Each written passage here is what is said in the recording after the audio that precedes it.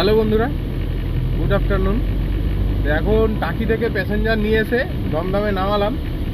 কত টাকা ভাড়া হতে পারে আমাকে কমেন্ট করো। আর একটা জিনিস তোমাদের দেখাই আমি, দেখো এই উবেরে এখন এটা নিত্য নতুন এটা শুরু হয়েছে, পুরো কমলা করে দেখাচ্ছে, ঠিক আছে? ভাড়া নেই, এদিকে মার্কেটে ভাড়া নেই। হ্যাঁ, মানে উবের আজীবন দোগলাবাজি, চুরি চামারি, মানুষকে ভাওতা দিয়ে দিয়ে ইনকামটা করে গেছে, ঠিক আছে? এখনও সে একই জিনিস চলছে। তো উবেরে আর কিছু বলার নেই, ওলা তাও একটু ঠিকঠাক আছে। হ্যাঁ, তো আমাকে কমেন্ট করে অবশ্যই জানিও কত টাকা ভাড়া হতে পারে, কার কিরম কি আইডিয়া আছে। দেখবো, তাহলে বুঝতে পারবো। 73 কিলোমিটার রাস্তা ছিল, ঠিক আছে?